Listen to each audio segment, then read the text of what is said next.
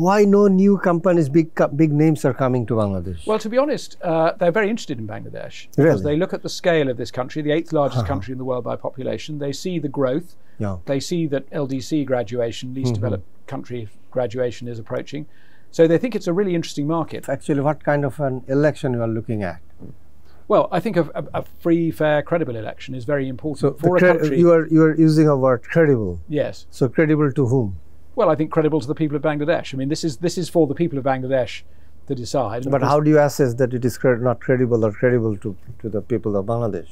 Well, I think what we would need to see is, I think this is where having a free media is incredibly important. I think we would need a media that will be able to report freely on the conduct of the election.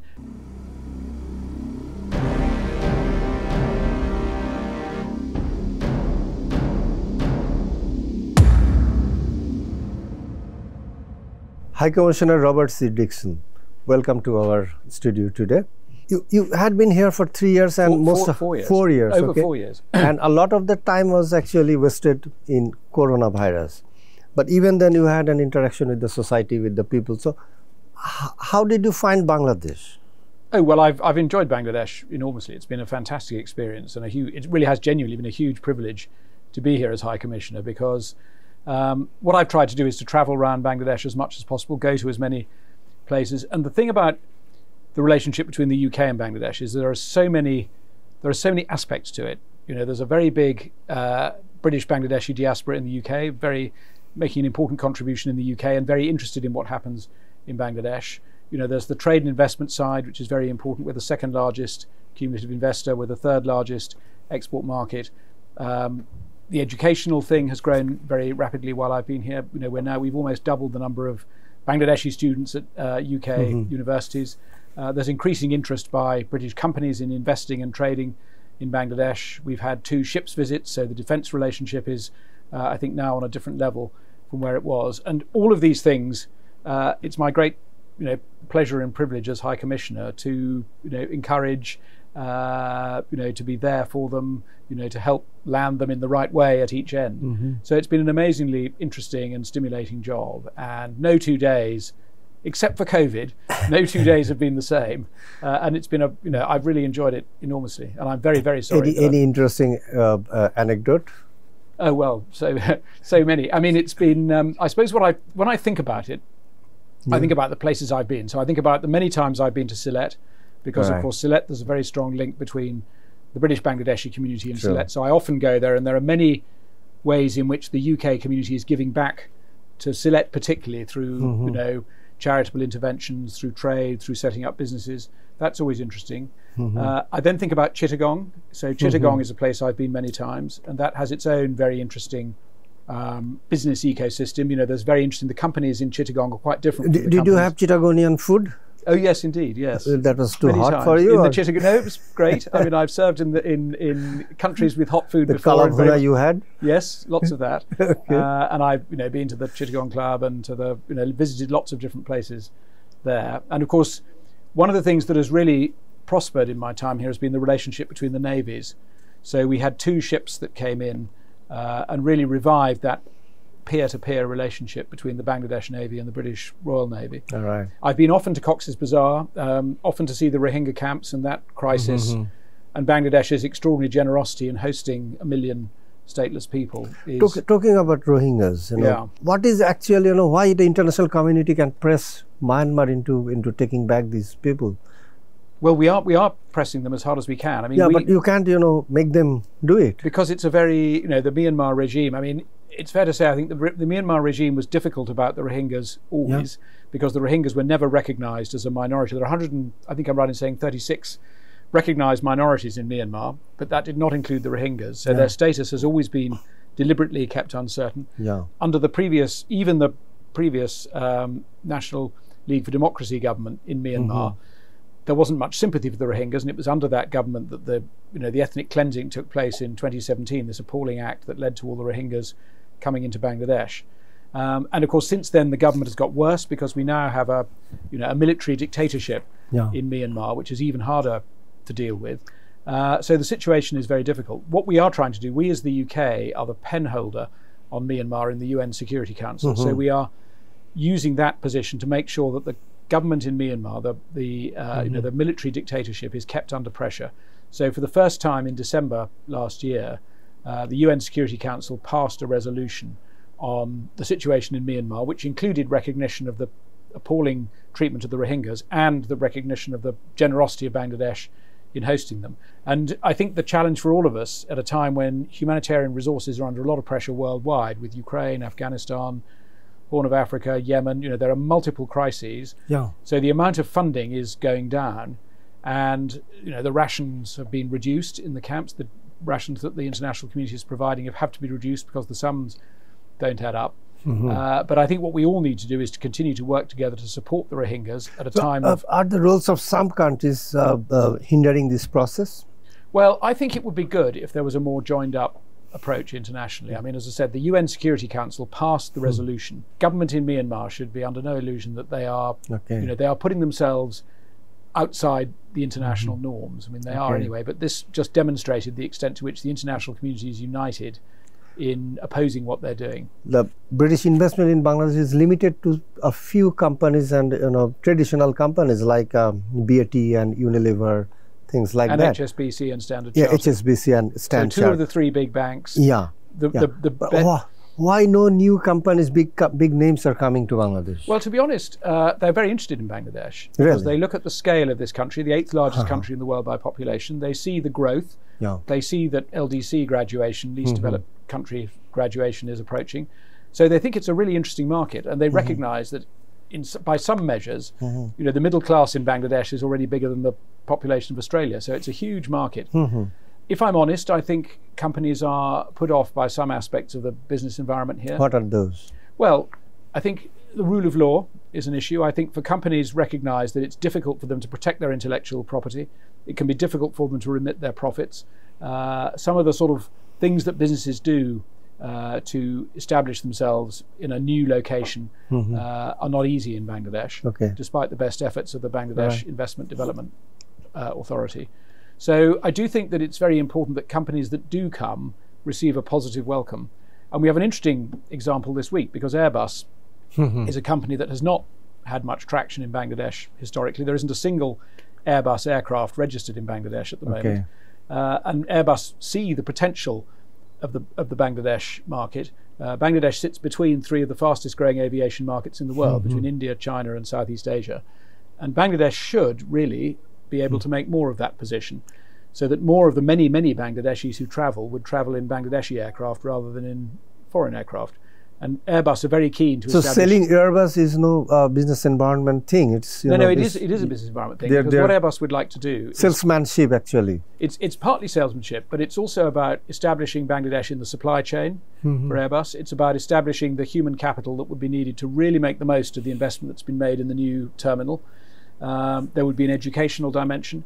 So if Airbus receive a positive reception, that I think will be a very strong signal to other major international companies that they can. This is a country where they can come in with a competitive product, competitive offer, and do good business. And at the moment, as I said, I mean, I have talked to many British companies that are thinking of coming in, and there are some smaller ones are coming in. I mean, we've talked about some of the educational providers who are looking to establish themselves for the first time. That's happening on a number of levels. But it's fair to say that other big companies have so far been put off by the fact that Bangladesh is at 168th in the World Bank Ease of Doing Business ratings. And I think my own feeling is that the more that the government can do to deal with the issues that have led to Bangladesh being at that level, the more foreign companies will be attracted by the scale and growth of this market. There was a report that by a research company that Bangladesh's exports of RMG can reach up to $13 billion to UK. Do you think is that a possibility? Right now it is how much, about $3 billion or something? I can tell you.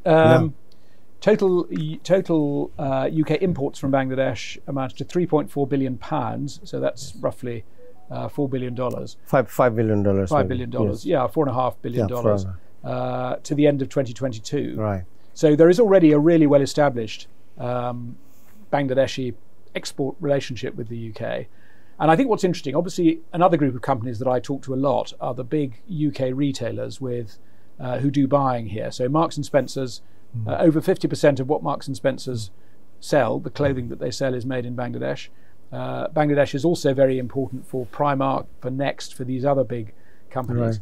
So I think there's a real recognition that Bangladesh can be a fantastic place to purchase and to buy. And I don't think there's any reason why we shouldn't reach the sort of figure that you're talking about. I mean, it really depends on, the competitiveness of the Bangladeshi offer, and, the desire of UK retailers to diversify and expand their supply chains. At the moment, it's really only in ready-made garments, 85% of export. But no diversification. And I think diversification is going to be crucial as the country goes through LDC graduation. So it seems to me that it would be right to be looking at electronics, pharmaceutical, ceramics, light engineering, leather, footwear. Right. There are other sectors where there are companies already doing interesting things in Bangladesh, but how you scale those sectors up to become the sort of diversified, competitive ecosystem that RMG is the question for the next decade, I think. Right, and we are getting out of the LDC status, and thereafter, what is going to be the trade relationship with UK? Are we still going to get the benefits, the tariff benefits? Well, you are actually, because we launched last year what we call our Developing Countries Trading Scheme, which extends indefinitely quota-free, tariff-free access for companies from Bangladesh. And it also makes quite a generous offer on rules of origin, which means that Bangladesh companies will be able to import raw materials into Bangladesh, process them here or add more value, and then export them to the UK. And that is a really significant offer for us, because Bangladesh is unusual among developing countries in already having a large, very competitive, globally competitive ecosystem in ready-made garments. And I think DCTS, Developing Countries Trading Scheme, offers the opportunity, to build on that, as we were saying, building on what is already a very effective export relationship in garments. But the opportunity is there to extend that into other sectors. It's a very generous offer by the UK, because we are already the third largest export market, and this gives Bangladeshi exporters the certainty that they need, that they can continue to trade on a zero quota, zero tariff basis into the UK market for the indefinite future. Okay, and UK is reducing its development aid to Bangladesh.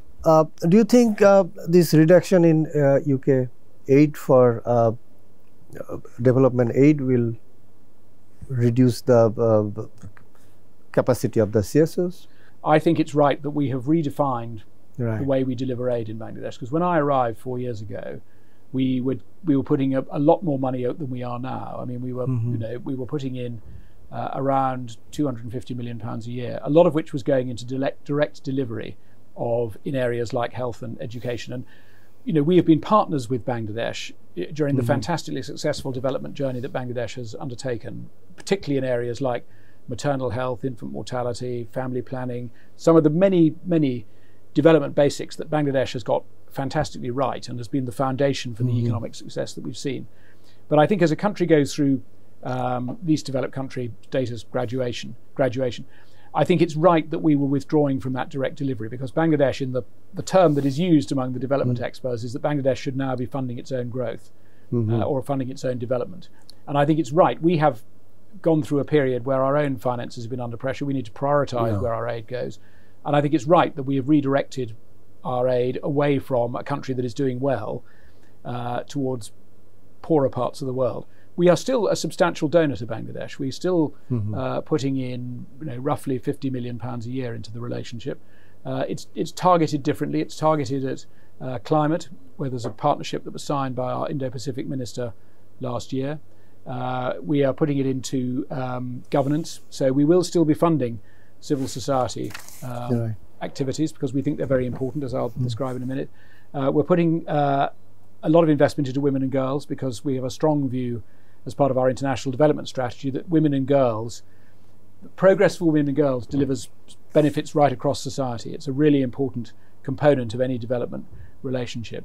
And of course, we are continuing to fund the Rohingya effort. So what is your view about the civil space, civil society, how they are performing, and what is the state of our the human rights situation and all these things? Well, we publish an annual human rights report in London, and we made clear in our most recent human rights report that there are concerns. We have concerns about human rights and civil society in Bangladesh.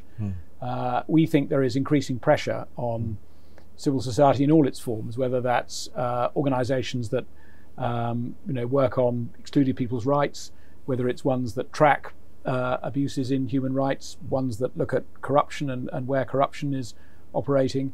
And I think that transparency and that plurality of voices which civil society provides is really important to the economic and political development of any country, including in Bangladesh. And I think we do see, I think there's a reason why Bangladesh is, I think I'm right in saying, 148th in the Reporters Without Borders Media Freedom Index. So although we have a lot of friends who are journalists, journalists obviously are able to operate in Bangladesh. They are clearly under a good deal of pressure about what they can publish and how they can describe things. And that causes us concern, because we think a plurality of voices is really important as the country develops. And particularly, of course, with a political moment that we're going through at the moment, with a general election due in 9 months' time. Yeah, the general election is due, is just around the corner. So what is your feeling, this time, how will it go? Well, I think it would be best for Bangladesh if there was an election in which every party is able to run, because what you want in an election is the ability of people to express a view about the future of their country and do that by casting their votes. And I think what we need, my own feeling is that what's needed is a pre-election period where every political party is free to rally, to gather, to express themselves, to debate, to put forward their view as to how Bangladesh should be, and to criticise each other's views, criticise the government. Yeah, but BNP has been doing this, no? Yeah, no. I think parties should be able to express and organise freely in the period leading up to the election. I think on election day itself. What makes you think that they are not being allowed to do things freely?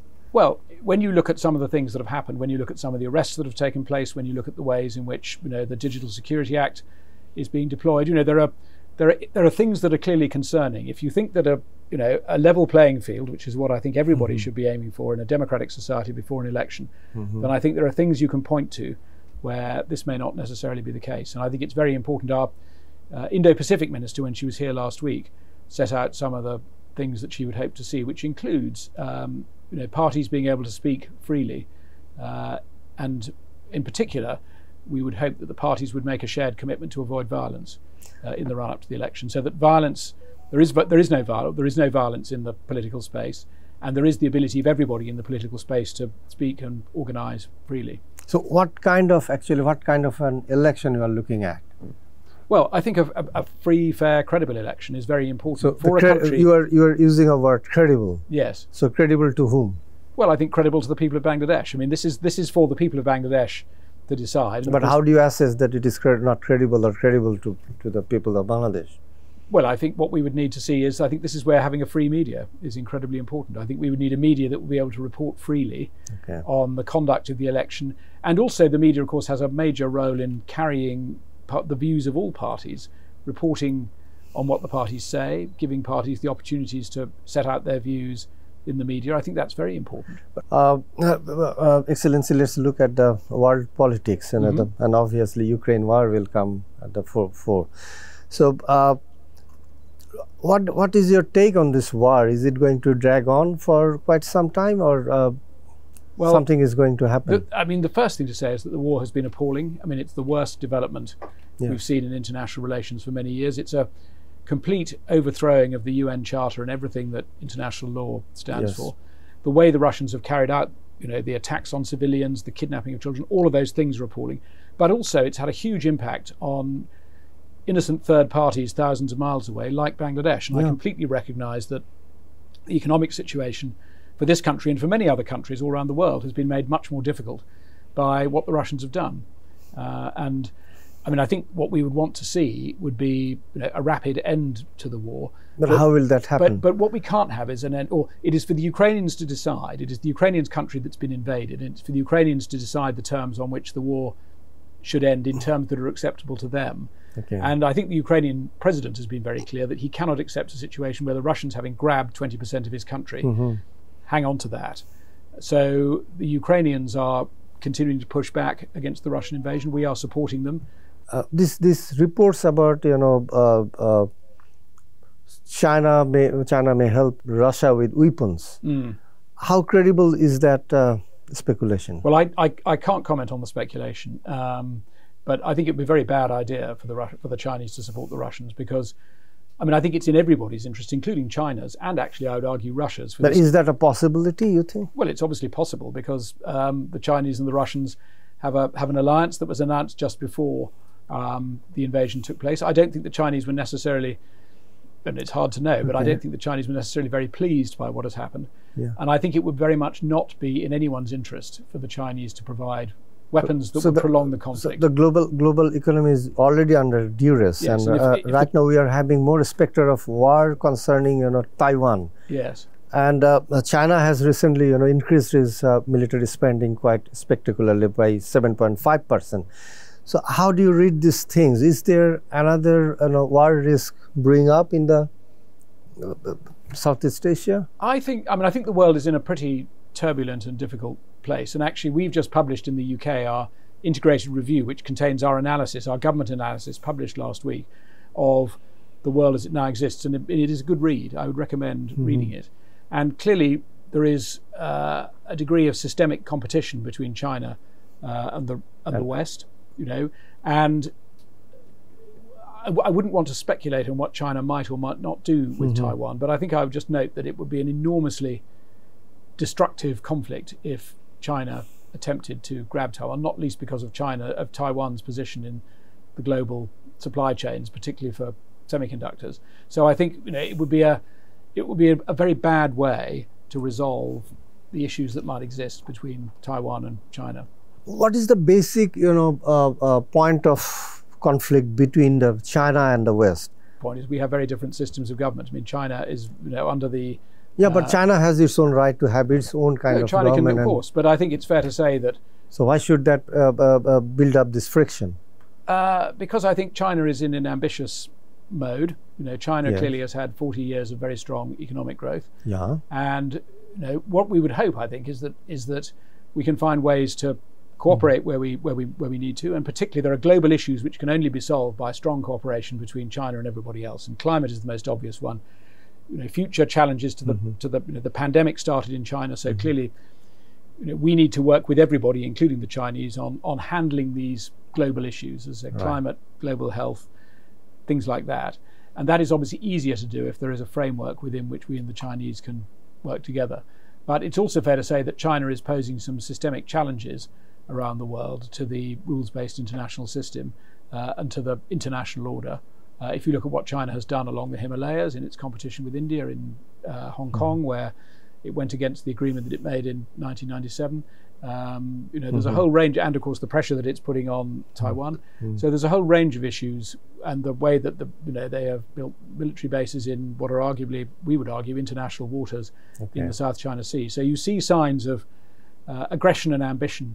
So we'll be seeing increased tension in the region.